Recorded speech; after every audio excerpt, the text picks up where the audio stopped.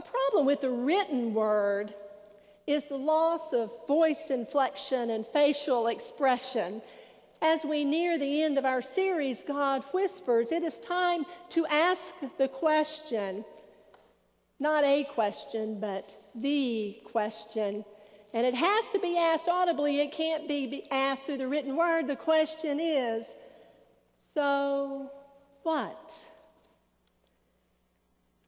The question asked with the inflection or expression of a smart-alecky teenage girl who's crossing her hands and flipping her hair and cocking her hip would be, so what?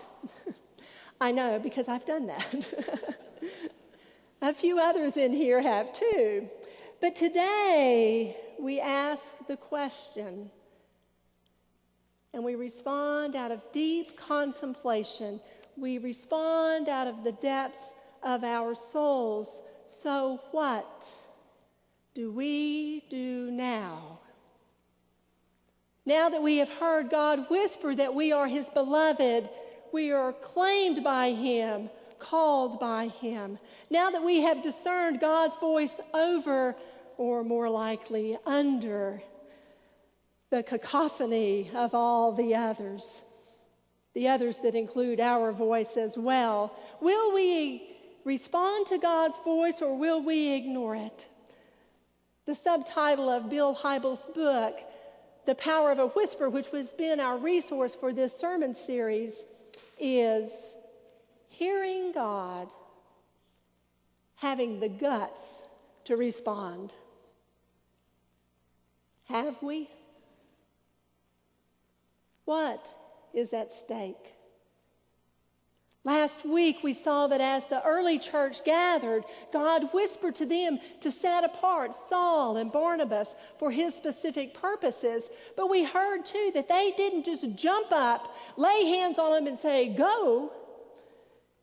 No, they practiced the presence of God. They practiced two spiritual disciplines. For how long, we do not know. But we know that they set time apart to pray and to fast. Now, fasting is not one of those spiritual disciplines that most of us eagerly embrace, but there it is, recorded in Acts.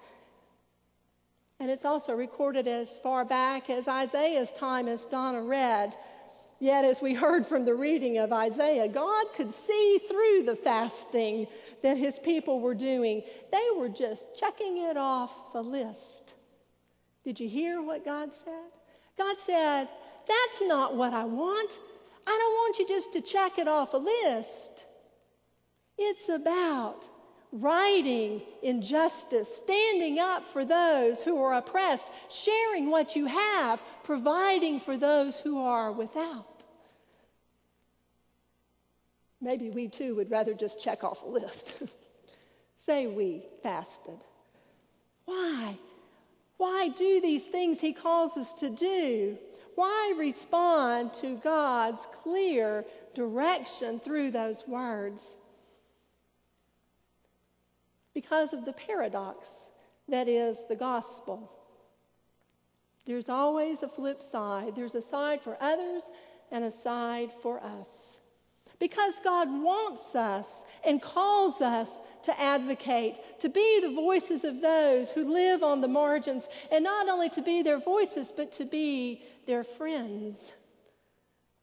That's the side for others. The side for us, the flip side, the us side is that if we don't do those things, we will miss blessing upon blessing. Back to Isaiah, God said, your light will break forth like the dawn. You will be made whole.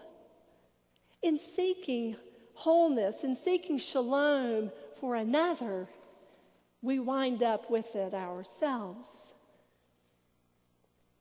Then in verse 9, then you shall call, and the Lord will answer. You shall cry for help, and God will say, here I am. Now, deja vu, that sounded like something we heard 52 chapters earlier, didn't we? When God called Isaiah, whom shall I send? And he said, send me, here I am. am. Well, when we partner with God to do what God calls us to do, God says, here I am, my beloved child.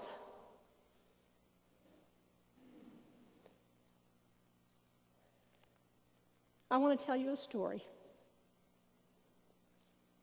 It's a confession, really. About 6 or 8 years ago, I encountered a man who, without question, was the number one best there's ever been curmudgeon. He grumbled about everything. He was materially poor, and he lived at the John Sevier Center and came over to the Melting Pot during the week to have breakfast and lunch. And I spoke to him most days, but I will just tell you I didn't really want to because I didn't want to hear him grumble. One day in particular, he was pouring milk on his cereal, and he was grumbling that the milk was watery. Tasted like tar, he said. Now, to my great credit, you will be glad to know that I didn't say, exactly when was the last time you tasted tar? I refrained. And when we started to serve dinner in here on Wednesday nights, he came over and he grumbled. He would come up the elevator and stepped off, and it would take everything within me to go greet him. And I finally decided that if I was going to have to encounter him several times a week, I might as well know his name. Vince, he said. I started greeting Vince by name, and he did the same with me. He started losing weight, and Vince had no weight to lose. If ever there was a human being who was a bag of bones, it was Vince. Do you know why he wanted whole milk instead of skim? He had cancer, he told me. And he needed every ounce of anything that he could get on those bones to give him the strength to carry on. Then Vince disappeared. I noticed it, and then I didn't. 3 months went by, and God whispered to me, check on Vince. But I didn't. I was busy. 6 months later, God whispered again, check on Vince. But I was busy. Sometime later, I walked across the street. 25 feet of it. It wasn't like I had to cross the state. I went to check on Vince.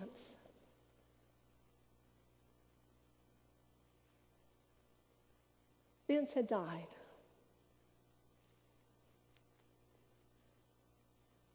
I could not have saved Vince from cancer, but I could have taken him a milkshake. I could have gone to the hospital and held his hand and prayed with him. I could have said to Vince, you are beloved and treasured by God. I did nothing. Since then, I have prayed 1,000 prayers, begging both God and Vince for forgiveness. My light did not break forth like the dawn. I had said to God, send me, and then I didn't go. I did nothing for Vince. But Vince, as you can tell, changed my life.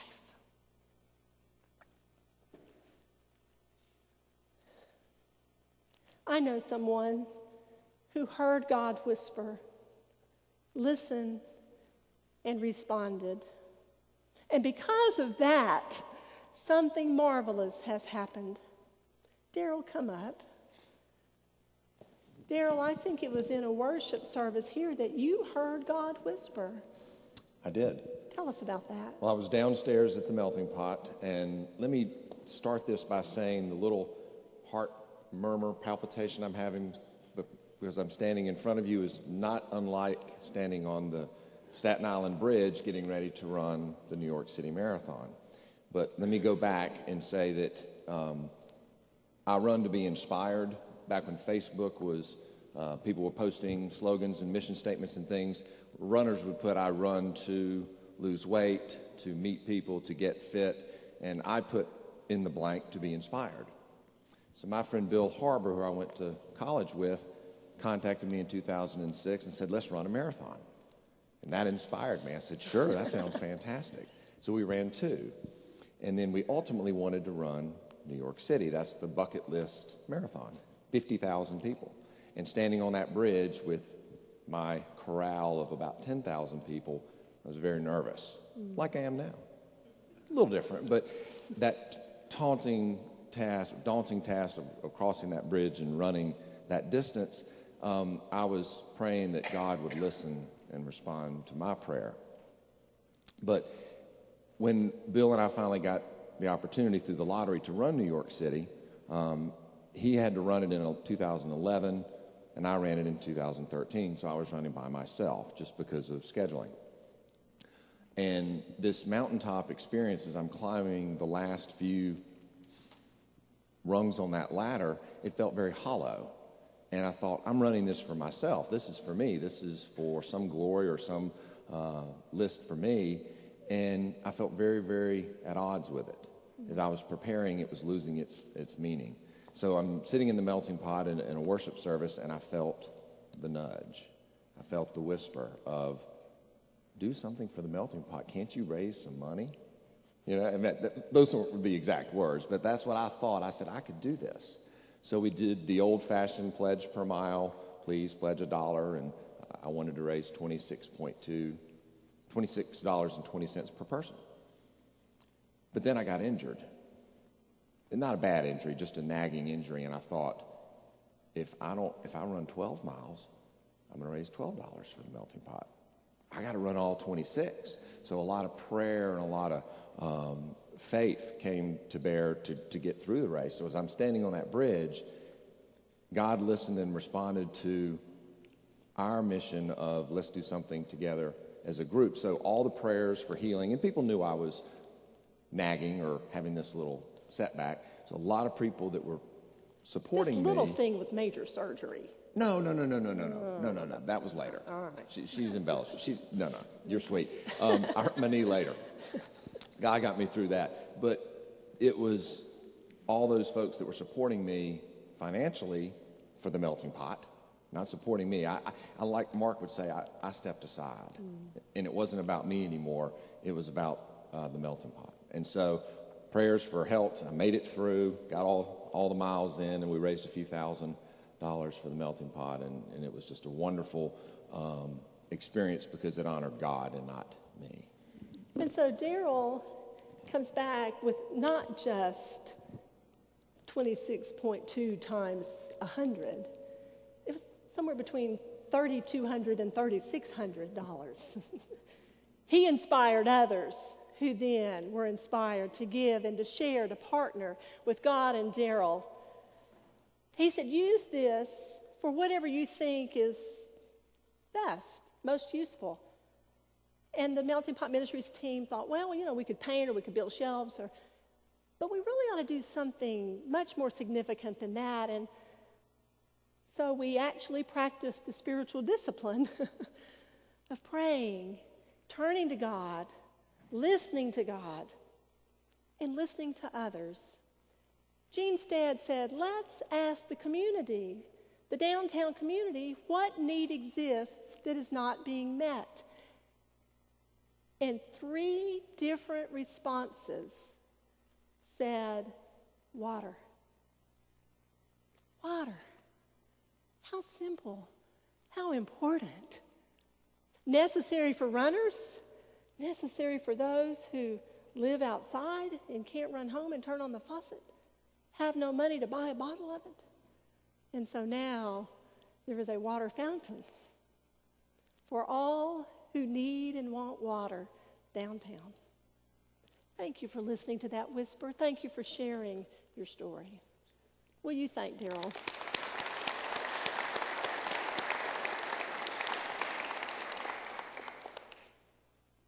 we make vows about accepting the freedom and power God gives us to resist evil, injustice, and oppression in whatever forms they present themselves, and to serve Jesus Christ as Lord in union with the rest of the church which God has opened to all.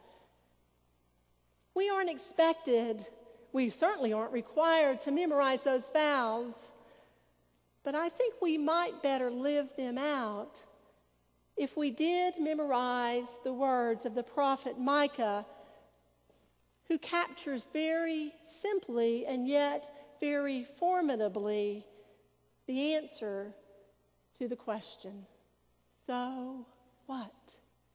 So what does God require of you? But to do justice, to love mercy, and to walk humbly with your God. So what does the Lord require of you? Say it with me. To do justice, to love mercy, and to walk humbly with your God. Now, I won't speak for you, but I like the messages that tell us we are beloved and claimed by God, held in the palm of God's hand, wrapped in God's presence. But that part of the true story is not the whole story. God does not whisper, curl up in my lap and stay here. God may say, stay here for a while, but there is an inevitability to the rest of the story. We are filled to be poured out. We are called God's beloved and called to be the body of Christ, to tell the world, to show the world that every single one is God's beloved.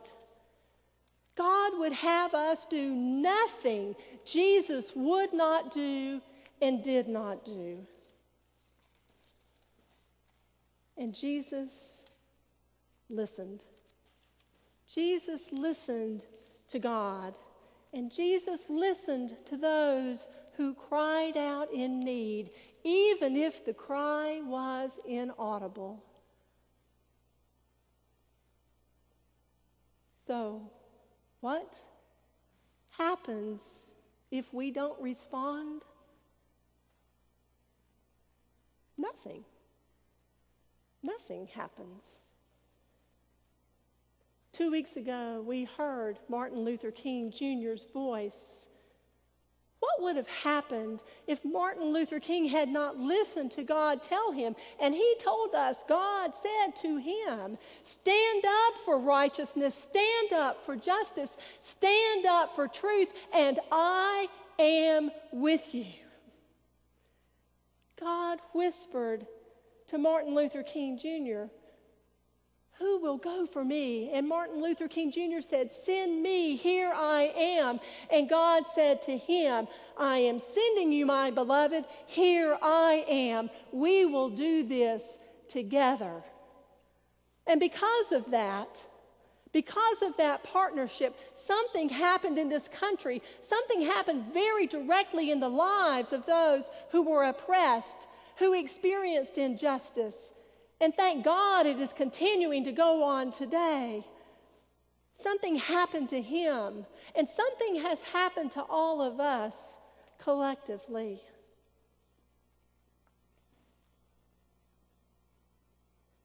I started to end this message by saying we don't have to do something as big as Martin Luther King Jr. did, but I crossed that out. Whatever it is, if you are called to march to Northside, to read to a child who doesn't have someone to read to him or her at home and may not have books at home, if you are called to go down to the melting pot to shake the hand of someone a lot of people wish didn't even exist, if you are called to march or to write or to email Nashville or Washington, if you are called to respond to a need just at the grocery store, something big will happen.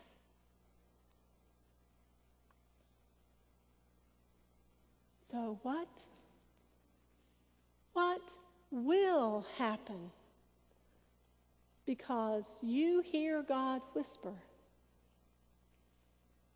and have the guts to respond. Let us pray.